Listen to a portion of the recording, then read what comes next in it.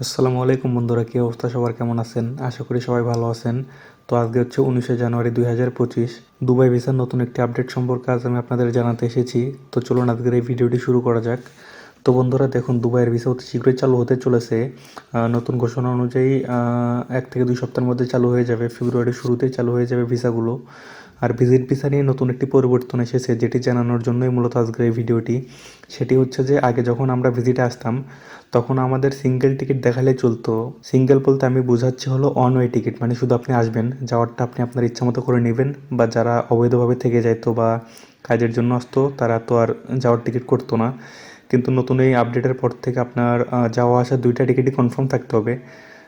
আর না হলে আপনি আসতে পারবেন না। আপনার ভিসার জন্য যাওয়া আসা দুইটা টিকিটই কনফার্ম এবং বুকিং করে নিতে হবে।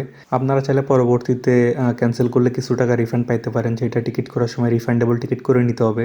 কিন্তু নতুন আপডেট অনুযায়ী আপনার কনফার্ম থাকতে হবে। পাশাপাশি আপনি কোথায় আসবেন, হোটেল বুকিং, দেখা যাচ্ছে যে আগে ইউরোপের ভিসাগুলোর জন্য যে ধরনের হোটেল বুকিং বা এয়ার টিকিটগুলো প্রয়োজন পড়তো, এখন বর্তমানে দুবাইয়ের ভিসার জন্য সেগুলো আস্তে আস্তে জারি করতেছে। এর পাশাপাশি ক্যাশ টাকা রাখারও একটি ব্যাপার শোনা যাচ্ছে।